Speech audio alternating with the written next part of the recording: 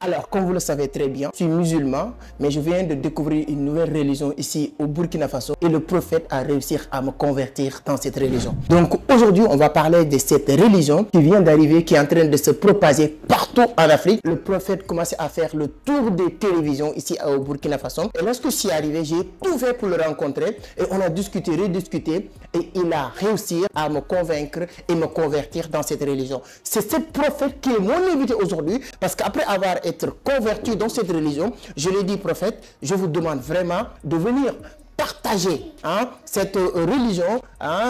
Et avec cette 10 recommandations, c'est pas compliqué de comprendre. Il a juste 10 recommandations, plusieurs versets. Et lorsqu'il m'a expliqué tout ça de A à Z, je me suis dit que vous aussi, vous méritez de comprendre. Je ne vous dis pas que vous devez être converti comme moi, mais je vous demande juste une chose, de l'écouter attentivement et de l'écouter avec l'intellect, pas de l'écouter avec l'émotion ou le cœur, parce que quand on vous dit une nouvelle religion, tout le monde va exciter pour dire qu'est-ce qui se passe, pourquoi c'est qu'il est devenu fou ou pas. Non, tel n'est pas le cas. Chez un jeune, ce qui va peut-être vous impressionner même, parce qu'après l'intro, il va s'installer à côté de moi et vous allez le voir. Mais je suis convaincu, si vous le voyez avec son âge, vous allez dire comment lui, il peut prétendre être un prophète et il va vous expliquer quel Dieu qui a envoyé ces messages ou bien comment ça va se passer. En tout cas, tout sera détaillé. Donc, maximum de concentration et s'il vous plaît, encore une fois, écoutez avec l'intellect, mais il ne faut jamais écouter avec le cœur ou l'émotion.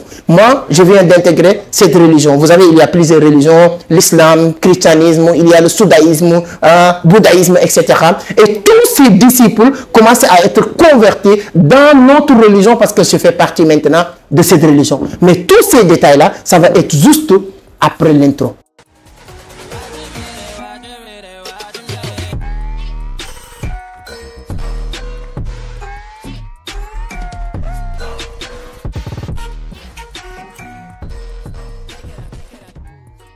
Alors, merci beaucoup, mais si c'est la première fois que vous tombez sur mes vidéos, avant d'attaquer le sujet, permettez-moi de me présenter rapidement.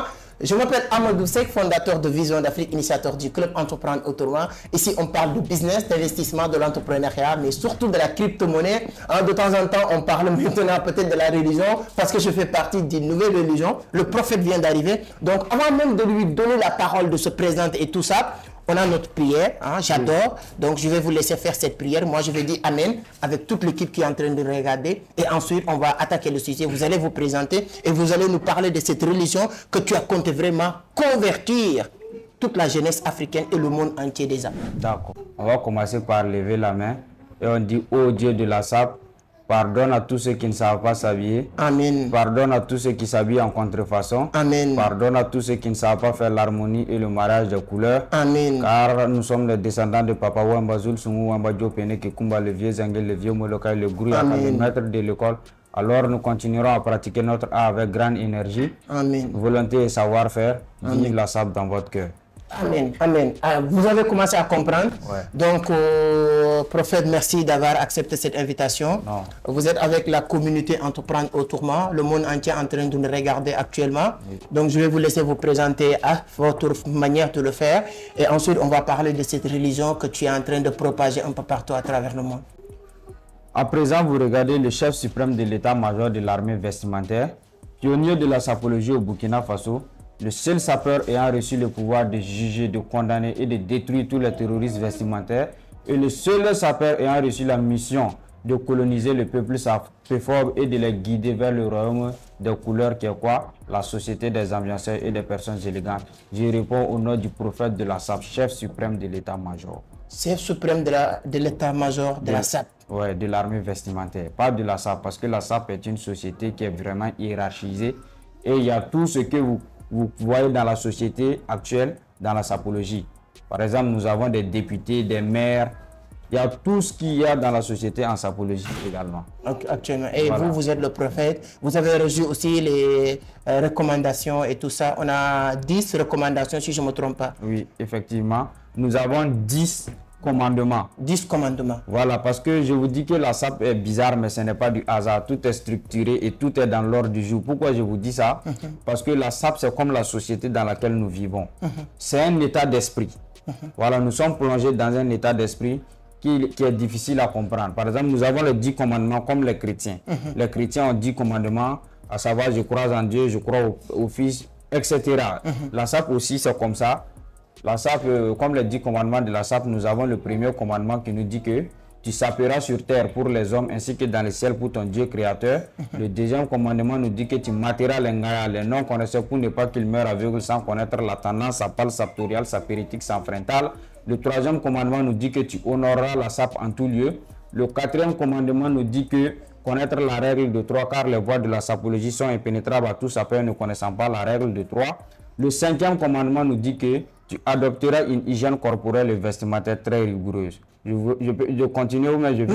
Non, je pense qu'on va rester là, on est sur les 5 commandements, les 5 ou bien les 3 commandements qui restent, les 5 commandements qui restent, voilà. On va revenir sur ça. Moi, en tout cas, lorsque je t'ai vu, vous regardez et tout ça, et on discute, et je me suis dit que moi, automatiquement, tu as réussi à me convertir. C'est pourquoi j'ai commencé à changer tout le garde-robe, et comme vous aimez bien le dire, les détails faits, l'élégance d'un sapeur. C'est très très important.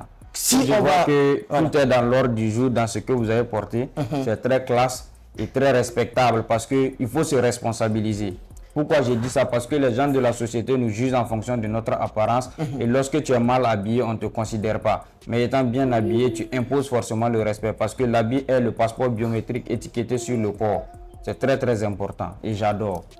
Là, moi, je ne vais pas vous demander est-ce que vous allez vous convertir dans notre religion ou pas, mais je vais vous laisser nous le dire dans les commentaires. Donc, comme il l'a dit, cette religion aussi, c'est une ville, c'est un pays, il y a des députés, il y a des représentations, il y a des maires partout. Et je pense qu'avec le temps, nous, on cherche à être selon vraiment les recommandations de notre prophète, représentation de notre prophète au niveau du Sénégal, parce que cette religion ne doit pas limiter dans X ou Y pays. Voilà, la SAP, ça dépasse toutes les frontières, ça est un peu partout.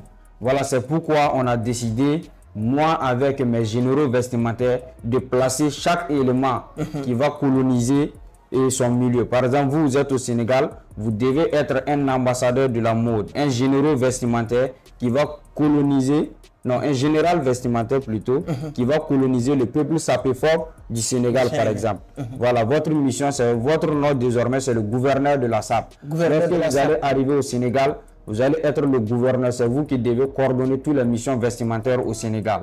C'est très très important. En tout cas, Amen, avec vraiment les bénédictions, les prières du prophète, je pense qu'on va réussir à cette mission. Ça ne va pas être facile. Donc depuis un bon moment, on voit tous les télévisions burkinabé, tous les télévisions vous invitent partout.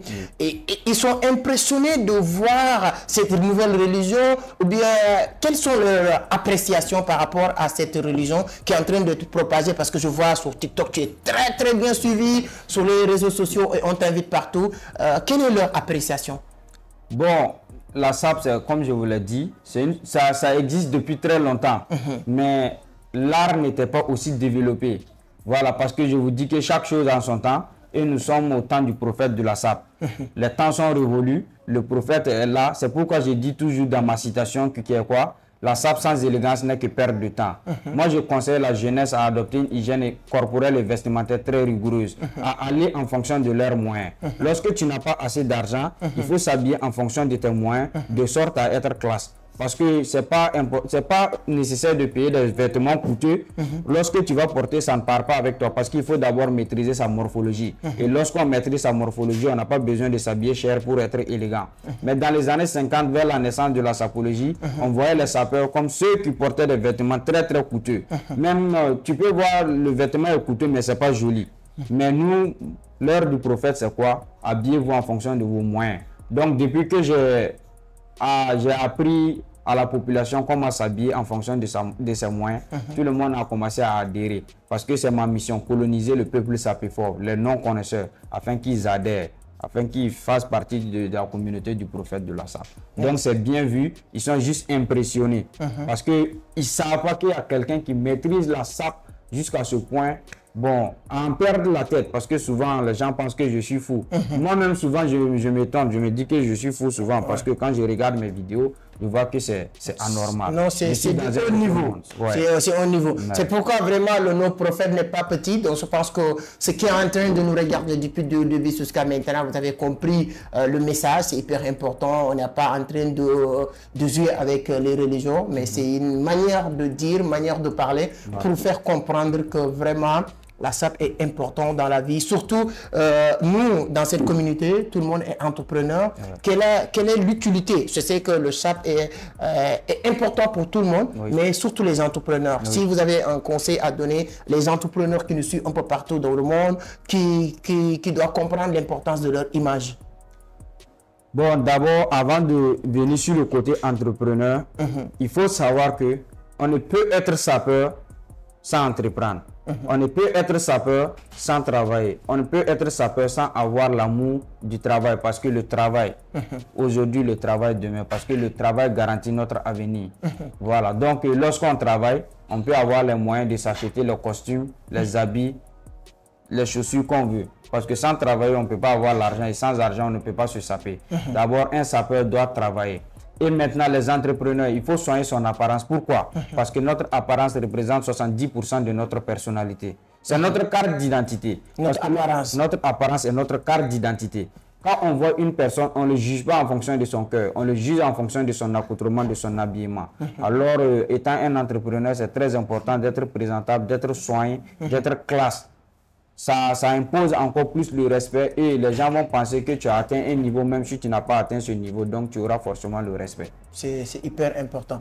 Donc, il y a une formule que nous utilisons dans cette religion, que vous dites, l'animal souffre. Il y a des gens qui m'ont dit que, c'est comme tu invites notre prophète, il faut lui demander de nous parler de ça, quoi. C'est-à-dire que, voilà, l'animal souffre. Pourquoi on doit utiliser des chaussures ou voilà, fabriquées par quelque chose d'animal? L'animal, il faut comprendre que l'animal, c'est depuis la création. Depuis la création, c'est-à-dire depuis la création de l'être humain même. Depuis que notre papa, à tous, Adam et Ève ont été chassés du paradis, ça a commencé avec l'animal.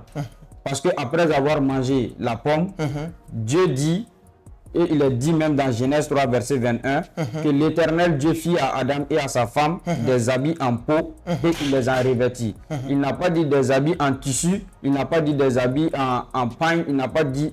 Il a dit des habits en peau. Et la peau, quand on parle de la peau, c'est l'animal. Donc l'animal a commencé à souffrir depuis la nuit des temps, depuis la création. C'est pas du hasard. C'est ça que je dis que la sape est bizarre, ce n'est pas du hasard. Le prophète de la sape n'est plus un sapeur. Moi, je suis un poids lourd. Pourquoi je suis un poids lourd? Parce que je maîtrise le côté Boutouyantoulou et le côté Nkelou de la sapologie. Comme vous le voyez, je maîtrise la sape depuis les origines. Voilà, l'animal a commencé à souffrir depuis la nuit des temps. Dans Genèse 3, verset 21, pour ceux qui ont la Bible, ils peuvent vérifier, c'est les habits en peau. Et Dieu a été celui qui a habillé l'homme en première position. Et l'homme a été créé à l'image de Dieu. Alors ne pas se saper est un péché, parce que tu ne prends pas soin de la créature de Dieu. Et pire encore, tu as été fait à son image. Pourquoi ne pas mettre l'image de Dieu en valeur? Donc, si vous ne vous sapez pas bien, c'est parce que vous êtes en train de dénigrer l'image de Dieu qui est en vous. C'est clair. Donc, c'est un péché. Seuls les démons ne se sapent pas. C'est très important. Seuls les démons ne se sapent pas. Parce qu'ils ne respectent pas ce que Dieu a dit. Sinon, quelqu'un qui est un croyant, un musulman, un catholique, un chrétien, un protestant, tous doivent adhérer à la sapologie. Pourquoi? Parce que c'est mettre en valeur l'image de Dieu qui est en nous. C'est très important. Donc vous pouvez continuer à croire ce que vous croyez, mais vous pouvez aussi adhérer à notre religion. C'est pourquoi je dis que dans les 50 années à venir ou centaines d'années, notre religion sera l'une des religions les plus puissantes. Parce que tu peux être dans ta religion et venir adhérer à cette religion. Voilà. Quelles sont les conditions? Les conditions d'abord pour adhérer à la religion du prophète de la SAP, c'est faire le serment avec le sénateur de la SAP, parce que je vous ai dit que la SAP est hiérarchisée. Il y a le sénateur de la SAP, c'est lui qui maîtrise la constitution vestimentaire de la A à Z. Donc, dans la constitution vestimentaire, pour adhérer à la sapologie, par exemple, il faut faire le serment.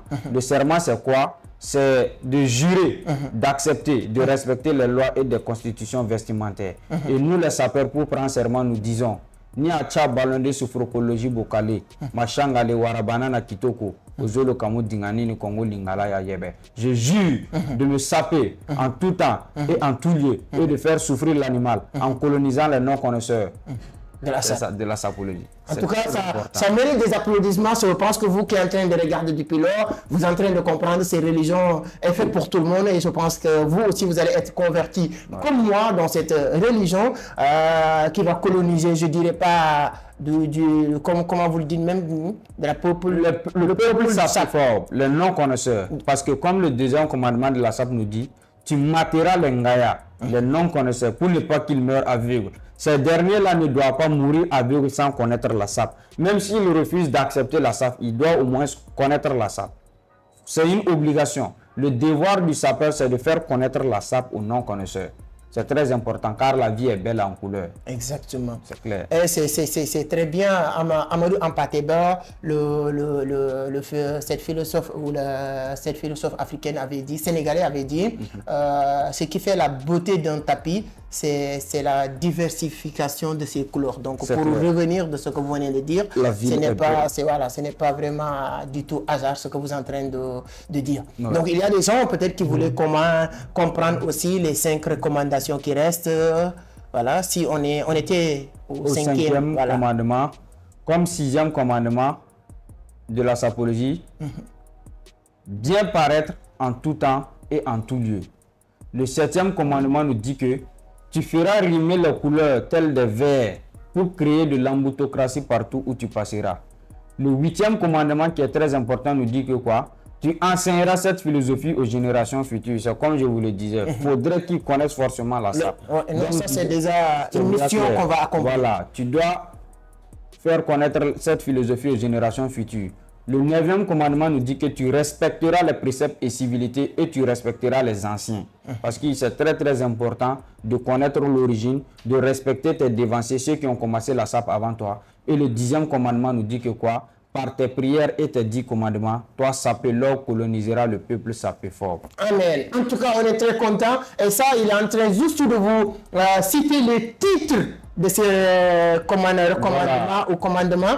Si vous adhérez à cette religion, vous allez avoir la possibilité maintenant de connaître les détails à l'intérieur de notre religion, qui a une seule et unique objectif, c'est de coloniser le peuple sapé fort. Donc on est très content et je pense que vous avez appris beaucoup de choses et vous aimez notre prophète aujourd'hui. Et je pense qu'on va lui donner le mot de la fin, vous donnez le mot de la fin et ensuite on termine encore avec cette prière. Comme voilà, on ne peut pas avoir notre prophète et de ne pas prier pour ceux qui ne connaissent pas. C'est clair.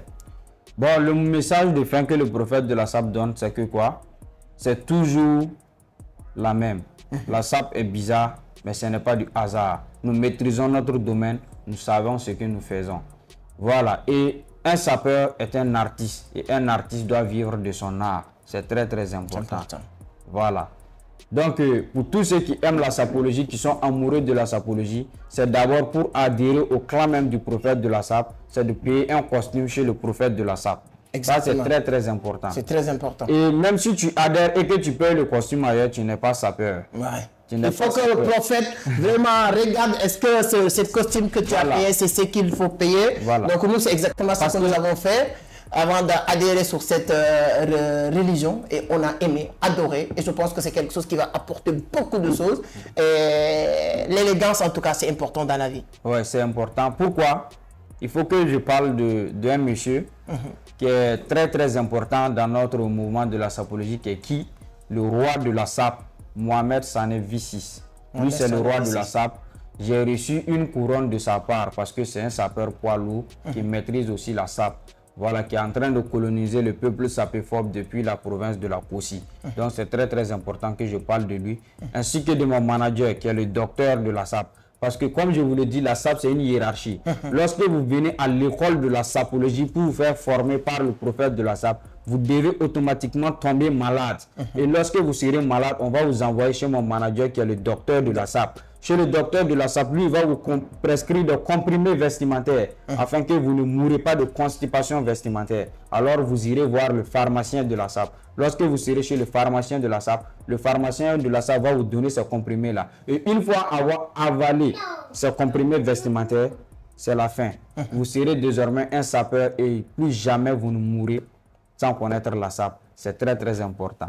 Donc, je pense que vous avez bien noté. C'est nous aussi, hein.